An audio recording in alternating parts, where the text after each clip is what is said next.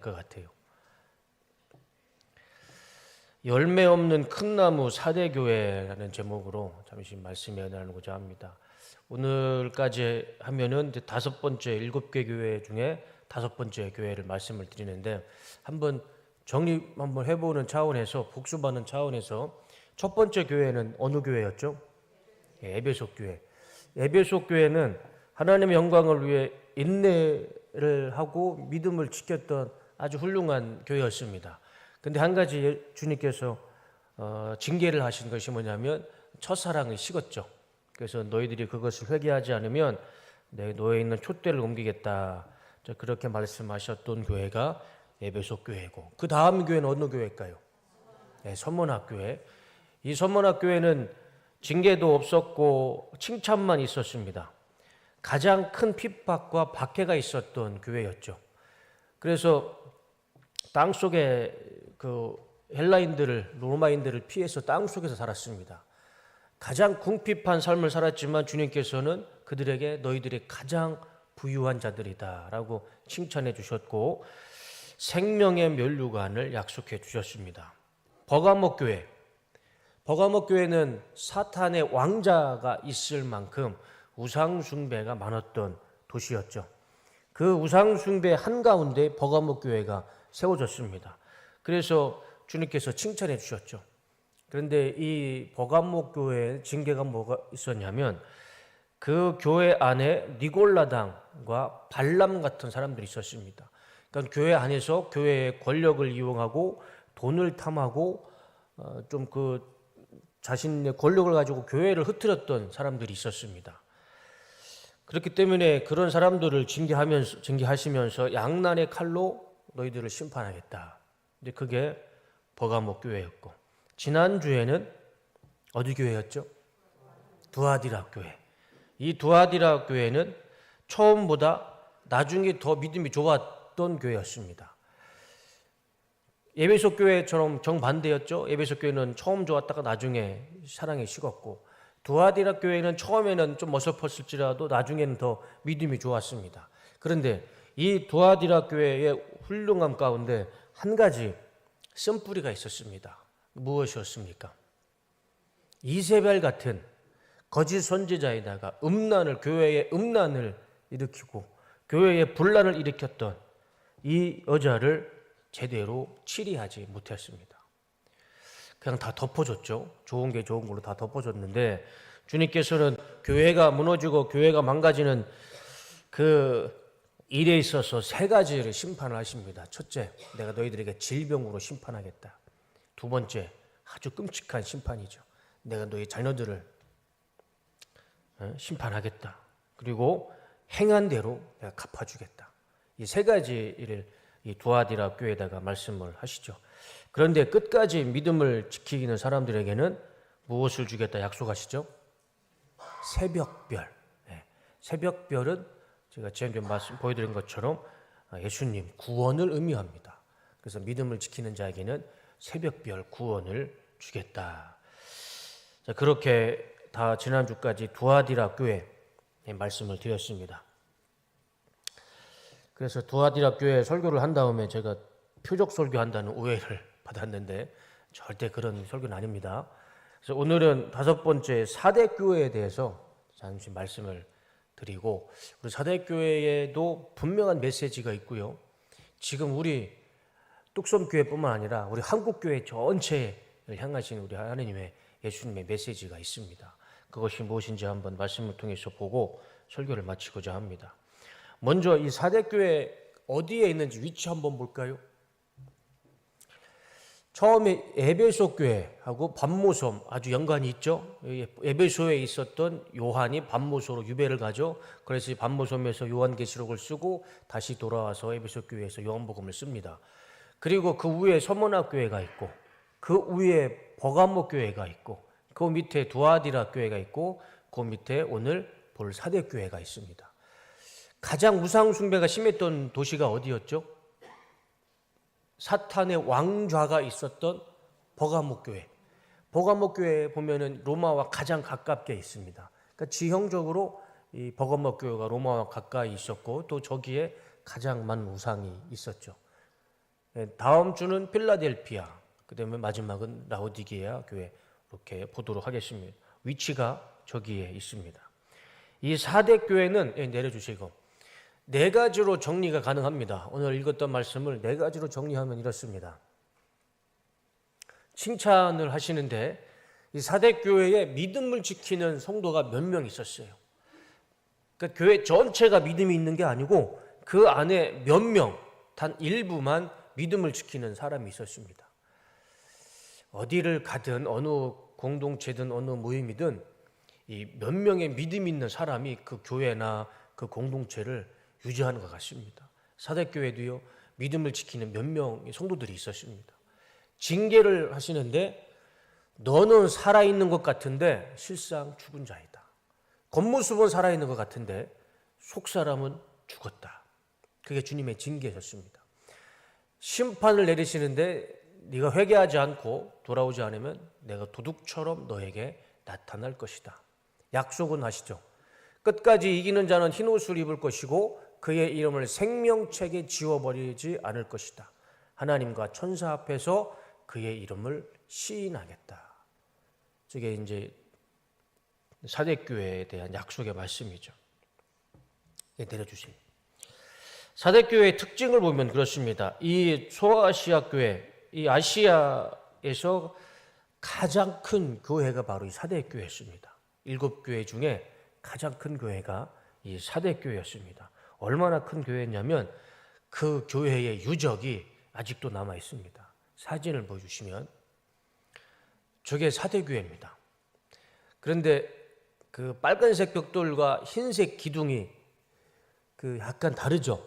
흰색 기둥은 로마의 그 로마식의 건물이고 저 붉은색 벽돌은 좀 투박한 건물이죠. 저게 왜 저렇게 되어 있냐면 저게 빨간 벽돌 투박한 건물이 4대 교회이고 그리고 그 옆에 있는 그 기둥은 로마식으로 그 아데미 신전입니다. 그러니까 4대 교회에다가 아데미 신전을 만든 거예요. 그렇지만 그 크기를 보면 크죠. 신전을 지을 만큼 이 4대 교회가 큰 교회였습니다. 내려주실 때요. 그래서 우리 성도님들 중에 성지순례를 굉장히 원하시는 분이 계시더라고요. 성지순례. 근데 지금 이스라엘은 예루살렘은 전쟁 때문에 못 가는데 사실 이 성지순례를 가려면 이 신약 성경에 나오는 배경이 어디가 제일 많을까요? 터키, 투르키가 제일 많습니다. 7교회가 있다 보니까. 그래서 성지순례를 원하시는 분은 예루살렘은 나중에 가셔도 돼요. 터키 한번 다녀오셔도 됩니다. 터키. 올해는 가고는 싶지만 자꾸 저한테 성지순례 언제 가시냐고 물어보시는데 내년에 기회가 되면 터키 한번 가도록 하겠습니다. 올해는 그래서 그 4대 교회가 가장 큰 교회였고 그 건축이 아직까지 남아있다라는 것이 참 감사한 일이죠. 거의 2000년이 지났는데도 이 4대 교회의 흔적을 아직 우리가 눈으로 볼 수 있다는 것은 이 성경이 실제 사건이라는 것을 우리가 또 눈으로 또 증명할 수 있는 정말 귀한 역사적인 자료죠. 그런데 저 교회가 남아가 있는 것이 우리는 그 4대 교회가 어떤 교회인지 좀 힌트를 발견할 수 있습니다. 전에 있던 에베소, 서머나, 버가모, 두아디라 교회는 흔적이 있을까요? 없을까요? 있긴 있는데 건물 자체가 없어요. 그 후대에 무슨 기념, 베드름 기념교회, 무슨 요한 기념교회, 마리아 기념교회, 후대 사람들이 재워졌던 교회는 있을지 몰라도 이렇게 4대 교회 성도들이 지은 교회는 없습니다. 흔적조차가 없어요. 왜 그럴까요? 당연히 그럴 수밖에 없죠. 그 당시는 교회를 지을 수가 없어요. 북한하고 똑같습니다. 북한의 지하교회 성도들이 교회를 짓겠다고 하면 어떻게 될까요? 잡아 끌려가 총살 당합니다. 침례도 못 받잖아요. 아니 어떻게 예수님을 믿는다는 거 하나만으로 원형 경기장에 끌려가서 사자에 찢기고 불에 타 죽고 황소 동상에 들어가서 말라 죽고 십자가에 못 박혀 죽는데 어떻게 그 교회를 짓고 거기에서 안전하게 예배를 드릴 수가 있겠습니까? 그래서 어디입니까? 우리 서문학 교회는 땅 속에 들어가서 살았잖아요, 성도들이. 그런 시대적인 배경이 있기 때문에 교회를 지을 수가 없어요. 그런데 사대교회는 어떻게 저렇게 지금까지 교회의 흔적이 남았을까요? 참 이상하지 않습니까? 사대교회가 건물이 남았다는 것은 이유가 있습니다. 이 사대교회는 바울이 지었고 바울이 세웠고 사도 요한이 양육한 교회입니다. 사대교회는 다른 교회와 달리 이제 사대 지역에 있는 유대인들이 이 사대교회 성도들을 괴롭히지 않았어요. 그러다 보니까 유대인들이 사대교회 성도들을 괴롭히지 않다 보니까 헬라인들도 사대교회 교인들을 괴롭히지 않았습니다. 헬라인이나 로마인이나 유대인들이나 이 사대교회 성도들을 크게 적대감을 갖지 않았습니다. 그냥 너희들도 신앙생활 해라, 자유롭게 신앙생활 하도록 놔줬어요. 그 이유가 뭐냐면 이 사대교회 이 지역은 환경적으로 굉장히 부유했습니다. 이 사대라는 지역에 황금천이라는 시냇물이 있는데 거기에 금이 많이 났다고 합니다. 그래서 이 사금이 많고 금이 많은 도시가 이 사대라는 지역이었습니다. 금이 많이 나오는 이 도시니까 잘 사는 도시였을까요? 못 사는 도시였을까요? 잘 살죠. 그 사람들도 다 부유했습니다.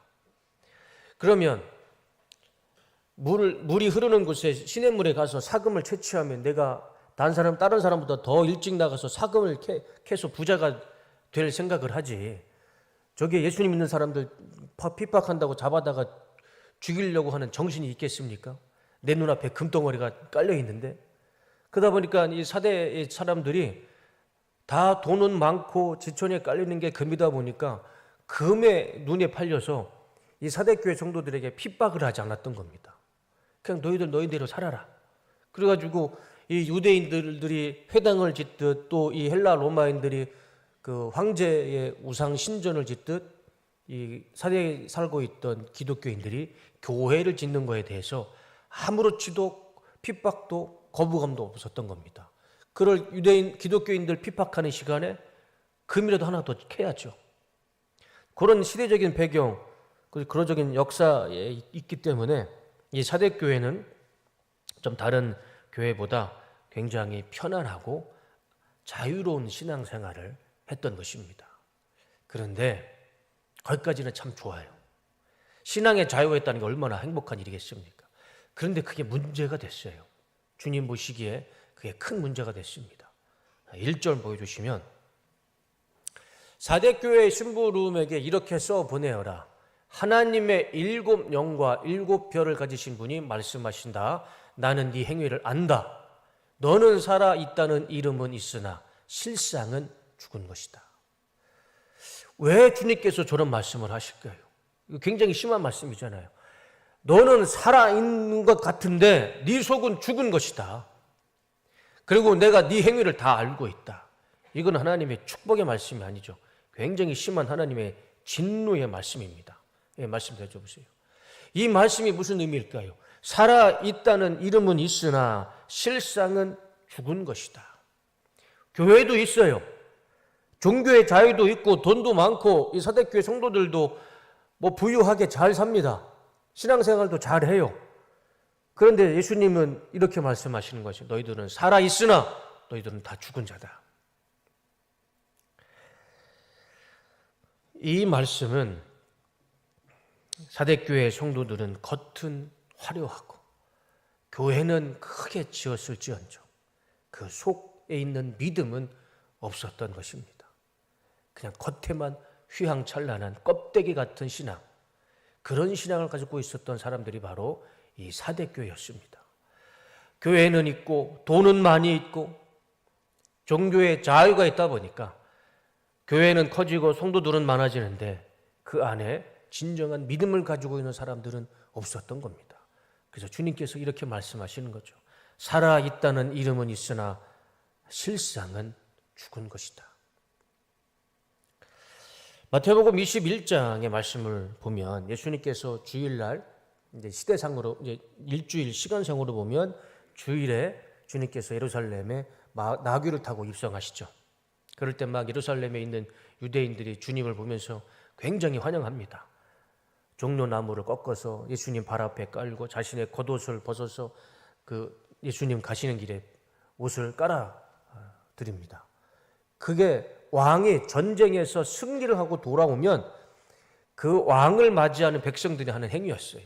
그러니까 그 당시 예수님이 나귀 타고 들어오실 때 백성들은 왕을 맞이했던 겁니다.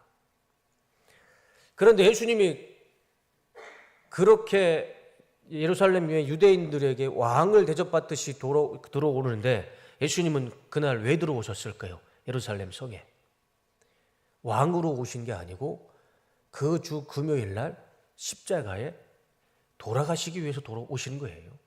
그러니까 예수님은 십자가에서 죽기 위해 예루살렘에 들어오셨는데 뭐 사람들은 그걸 알 수가 있겠습니까? 그러니까 예수님의 속도 모르고 유대인들은 종려나무 깔고 자기 옷 깔고 막 호산나 호산나 그렇게 예수님을 대대적으로 환영을 했던 것이죠. 그리고 나서 그날 어디로 가서 주무시냐면 예루살렘 성 밖에 있는 나사로와 마르다와 마리아가 살고 있는 베다니 거기에서 하룻밤을 주무시고 그 다음날 아침에 이제 예루살렘 성전에 가시기 위해서 예루살렘에 가시는 길에 아침이니까 시장하시잖아요. 그래서 배가 고프셨는지 이제 무화과나무를 보시고 무화과나무를 가서 무화과나무를 열매를 따먹으려고 가시는 길에 가서 보니까 잎사귀만 잔뜩 나 있고 열매가 없는 거예요. 그러니까 예수님이 뭐라고 하십니까? 마태복음 21장 18절과 19절. 다음날 이른 아침 성으로 돌아가실 때 예수님은 시장하셨다. 마침 길가에 한 그루의 무화과나무가 있는 것을 보시고 가까이 가셨으나 잎사귀만 무성하고 열매가 없었다. 예수님이 그 나무를 향해 네가 다시는 열매를 맺지 못할 것이다 하시자 나무가 곧 말라버렸다. 잎사귀만 무성하고 열매가 없는 그 무화과나무에 주님께서 한 말씀 하시니까 그 나무가요 그 자리에서 말라버립니다.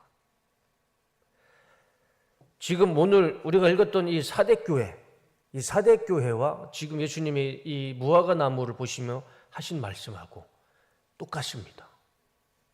사대교회는 교회에는 건물은 있고 부유하고 다 평안하지만 살아있는 것 같지만 너희들은 죽은 자다 말씀하셨고, 이 무화과나무 잎사귀는 많이 있지만 정작 예수님의 잎사귀가 많은 나무 가서 열매를 따먹으려고 했을 때는 하나도 없었습니다. 주님께서 그 나무를 메말라 버리게 하셨어요. 잎사귀만 무성한 나무, 열매는 하나도 없는 나무, 그 모습이 딱 지금 사대교회와 똑같은 모습이죠.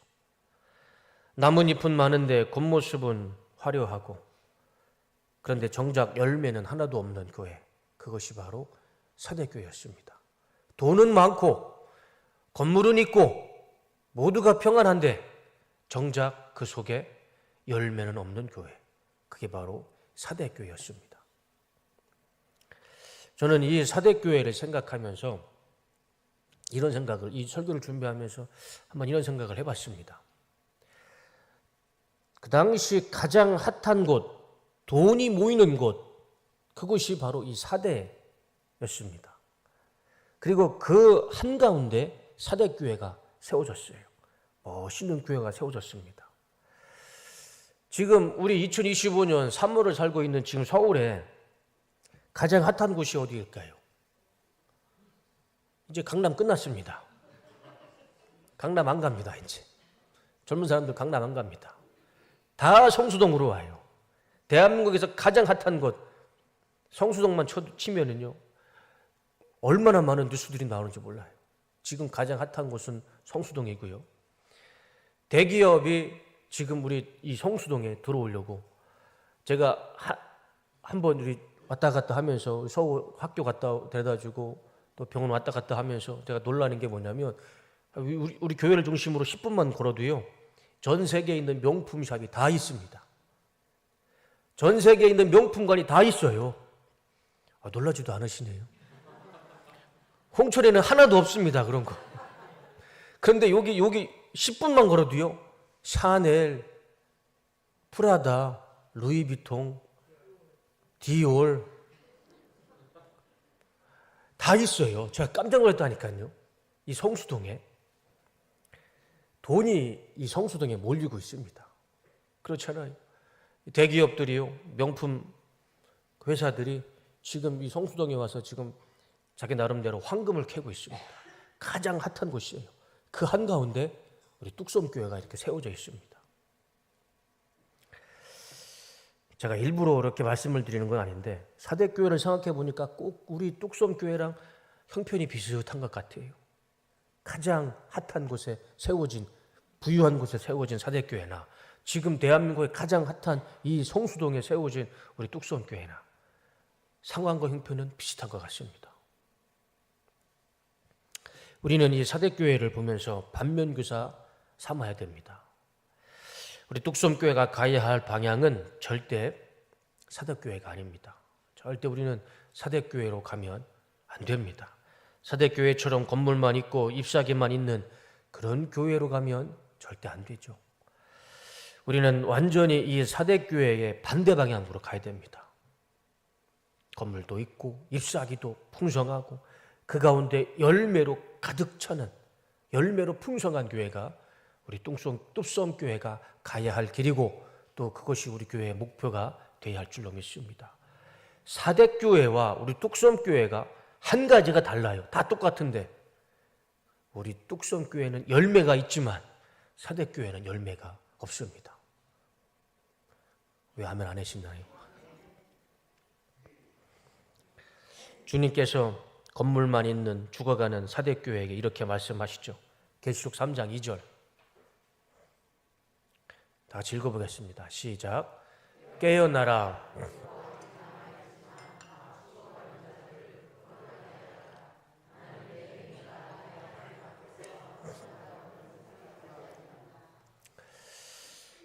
그렇게 주님께서 말씀 놔둬보세요. 놔둬보세요. 예. 너희는 살아있는 것 같은데 죽은 자다. 그렇게 징계하시면서 하시는 말씀이 깨어나라. 깨어나라. 그리고 아직 남아있지만 막 죽어가는 자들을 굳건하게 하여라. 그나마 몇 명의 믿음을 가지고 있는 성도들은 있었던 것 같습니다. 그들을 굳건하게 해라. 나는 네 행위가 나의 하나님 앞에서 완전하다고는 생각하지 않는다. 너희들은 지금 하나님 앞에서 온전한 믿음 생활을 하고 있지 않다. 그러니 깨어나라. 그 말씀을 하고 있는 것이죠. 4절 말씀 다 같이 읽겠습니다. 시작. 그러므로 네가 그 가르침을 어떻게 받고 어떻게 들었는지를 되새겨서 굳게 지키고 회개하여라. 만일 네가 깨어나지 않으면 내가 도둑같이 올 것인데 어느 때에 내가 내게 올지를 너는 알지 못한다.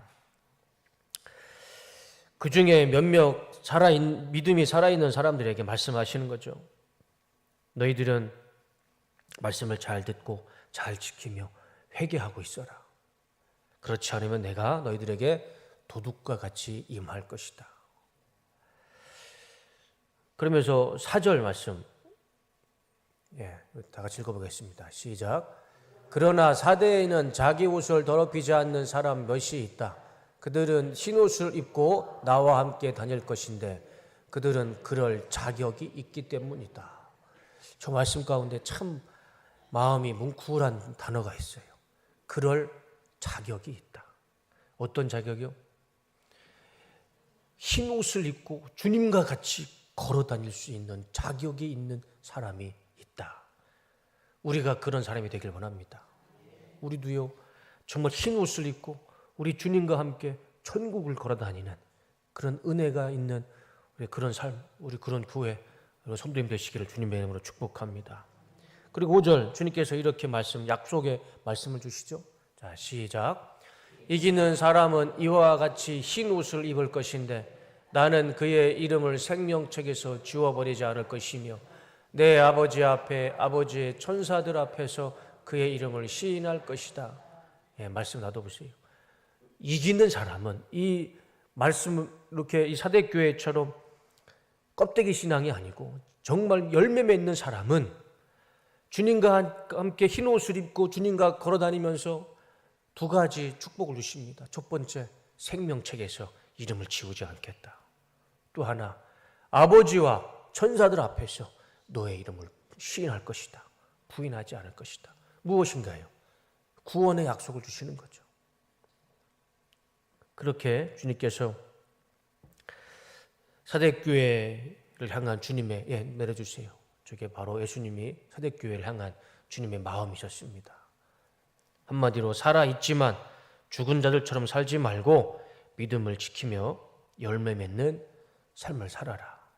그러면 내가 흰 옷을 입고 너희들과 같이 걸을 것이고 생명책에 이름을 기록해 줄 것이고 내가 하나님 앞에서 너의 이름을 시인해 주겠다. 그런 축복을 주시는 말씀입니다. 이 사대교회는 모든 것이 다 갖춰진 교회였습니다. 그 당시 교회가 있고 신앙의 자유가 있다는 것 자체만으로도요, 완벽한 모든 것이 갖춰진 교회가 바로 사대교회였습니다. 초대교회 다른 교회처럼 핍박이나 순교도 없었고 숨어서 예배드리지도 않았습니다. 부유했고 교회가 있었고 자유롭게 신앙생활을 했습니다. 그런데 그렇게 풍요롭고 자유롭고 교회가 있고 잘 사는 사대교회 성도들에게 주님은 살아있지만 너희들은 죽은 자들이다. 깨어있지 않으면 내가 너희들의 이름을 생명책에서 지워버리겠다. 그런 징계를 받은 교회였습니다. 이 말씀을 좀 반대로 생각해 보면 우리 인생의 풍요로움이 아니라 고난과 고통이 있는 것도 그것도 참 감사한 일이다라고 생각을 합니다. 우리 인생에 부족함이 있고 궁핍함이 있다는 것 일단 괴롭죠. 메마릅니다. 그렇지만 우리 삶 가운데 궁핍이 있고 부족함이 있으면 그것이 무엇을 만드냐면 비록 내 삶은 불편하다 할지라도요, 영적으로 보면 불편하고 부족하고 궁핍할수록 우리는 무엇을 찾게 되냐면 하나님을 찾게 됩니다. 더 하나님을 찾게 되고 더 하나님께 가까이 가게 되고 더 하나님께 기도하게 됩니다. 그러면 하나님께 기도하고 하나님께 가까이 가면 하나님의 뜻을 알게 되고 하나님의 뜻을 이루는 삶을 살게 됩니다. 사대교회처럼 모든 것이 갖추어진 교회는 겉모습은 화려할지 몰라도 속은 다 죽었습니다. 그러나 내 삶 가운데 불편함이 있고 부족함이 있고 궁핍함이 있을지라도 이 서문학교회처럼 교회는 없을지라도 땅속에 살아서 짐승처럼 살지라도 주님께서는 칭찬해 주지 않습니까? 너희들이 가장 부유한 자들이다. 우리 삶에 고통과 괴로움이 있을지라도 우리 그거에 집중하고 그것 때문에 원망할 필요는 없을 것 같습니다. 비록 힘들고 내 삶은 불편하다 할지라도 아픔이 있을지라도 그것을 통해서 우리가 더 하나님께 가까이 가고 기도하고 하나님께 매달리면 주님께서 우리에게 축복해 주실 줄로 믿습니다. 네가 가장 부유한 자다. 믿음의 열매는 풍요로움 속에 나타나기보다는 고난 속에 나타나는 열매가 진짜 믿음의 열매인 것 같습니다. 또 우리가 부족한 가운데 맺는 열매가 하나님이 기뻐하시는 열매인 것 같습니다. 이런 말이 있죠. PPT를 보여주시면 배부르면 철학이 생기고 배고프면 믿음이 생긴다. 누가 한 말일까요? 이제 다 아시죠? 네, KD라는 사람이 저런 말을 해봤습니다. 그렇지 않습니까? 배부르면요 머릿속에 온통 잡동사니가 다 생각이 납니다. 그걸 정리하면 철학이 되는 것이고, 그런데 배고프면 내 삶에 메마름이 있으면 철학이 아니라 그냥 하나님만 붙잡게 돼요. 말씀 내려주세요. 저만 그런가요? 삶이 어려우면 어려울수록 우리 하나님을 찾게 되고 믿음이 더 강해지는 것 같아요. 고난과 고통이 있을 때 우리는 하나님을 더 찾게 되고 더 간절해지죠. 내 배가 부르고 내 지갑이 뚱뚱하면 하나님을 잘 찾게 되지는 않는 것 같습니다. 이거는 제 얘기가 아니고 또 우리 예수님의 말씀이기도 합니다. 마태복음 19장 23절과 24절. 자, 읽어보겠습니다. 시작. 예수께서 제자들에게 말씀하셨다. 내가 진정으로 너희에게 말한다. 부자는 하늘나라에 들어가기가 어렵다. 내가 다시 너희에게 말한다. 부자가 하느님 나라에 들어가는 것보다 낙타가 바늘기로 지나가는 것이 더 쉽다. 자, 말씀 한번 놔둬보세요. 주님이 2번을 강조하십니다. 우리 주님 웬만하면 2번 강조 안 하십니다. 내가 진심으로 너희에게 말한다. 부자는 하늘나라에 들어가기 어렵다. 첫 번째 강조하시죠. 또 내가 다시 너희에게 말한다.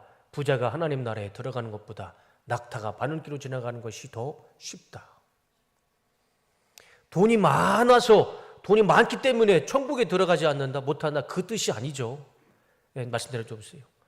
돈이 많으면 뭘 믿게 됩니까? 돈이 하나님이 되는 거예요. 돈이 많아서 천국에 못 들어가고 구원 못 받는 게 아니고, 내 호주머니가, 내 지갑이 뚱뚱하면 그것만 믿고 있지, 그것만 붙잡고 있지 하나님을 붙잡지 않는 거죠. 그러니까 부자가 천국 가는 것이 낙타가 바늘기 가는 것보다 쉽다, 어렵다? 그래서 쉬운 건가요, 어려운 건가요? 갑자기 왜 논리가 사라지죠? 아무튼 어렵다는 거죠. 예. 바늘기 얼마나 작아요. 저는 돋보기 안경 쓰지 않으면 바늘기 보이지도 않습니다. 그 작은 바늘에요, 낙타가 어떻게 들어갑니까? 말도 안 되죠. 그러니까 주님은 그 조그만한 바늘기에 낙타가 들어가는 것이 더 쉽다라는 겁니다. 부자가, 돈 많은 사람이, 돈을 하나님을 믿고 사는 사람이 천국 가는 것보다 더 쉽다라는 것이죠. 지금 내 삶이 아픔이 있고 궁핍이 있다면 사실 우리가 거기에 크게 집중하거나 안타까워하거나 아파할 일은 없을 것 같습니다. 괴롭고 고통스럽고 메마르면 우리 하나님께 더 기도하고 하나님께 가까이 가서 우리의 부족함을, 메마름을 하나님께 기도했을 때 우리 하나님께서는, 지난 주일날 제가 말씀드렸죠. 주님께서 기도하실 때 어디가 열렸습니까? 하늘이 열렸잖아요. 하늘에 금은보화, 하나님의 보화가 있는 하늘이 열리고 그곳에서 하나님께서 때에 따라 늦은 비와 이른 비를 부어주시고 필요에 따라 우리 하나님께서 까마귀를 통해서든 무엇을 통해서든 우리의 부족함을 채워주실 것입니다. 우리가 아픔이 있고 괴로움이 있고 부족함이 있으면 우리가 더 하나님께 기도하길 원합니다. 사대교회처럼 그냥 내 삶에, 내 풍요로운 삶에 젖어서 열매 없는 삶으로 살아가는 것이 아니라 내가 풍요로우면 풍요로울수록 하나님을 더 찾고 부족하면 부족할수록 우리 하나님을 더 찾아서 하나님의 뜻을 알고 하나님 앞에 열매를 맺는 우리 뚝섬교회와 우리 성도님들 되시기를 주님의 이름으로 축복합니다. 그렇게 열매 맺는 삶을 살아가면 우리 주님께서는 우리에게 흰옷을 입고 같이 거닐 것이고 우리의 이름은 생명책에 기록될 것이고 우리가 행한 대로 하나님께서 은혜로 갚아주실 줄로 믿습니다. 설교를 마치겠습니다. 우리 사대교회를 향하신 이 주님의 말씀을 우리가 가볍게 듣지 않았으면 좋겠습니다. 이 시대를 살고 있는 우리 한국교회를 향하신 주님의 말씀이기도 하고요. 지금 우리 뚝섬교회를 향하신 주님의 말씀이다라고 생각을 합니다. 지금 우리는 모든 것이 풍요롭고 자유롭고 부족함이 없죠. 우리가 지금 신앙생활 한다고 누가 뭐라 하겠습니까? 이 사대교회 하셨던 말씀은요, 우리한테는 해당되지만 여기서 3-4시간만 올라가서 있는 북한교회, 북한 성도님들한테는 절대 이 말씀이 적용이 안 될 겁니다. 거기는 뭐로 보나 부족하지 않겠습니까? 서문화교회 성도들이 바로 지금 북한에 있는 성도들 아니겠습니까? 우리에게 하시는 말씀이죠.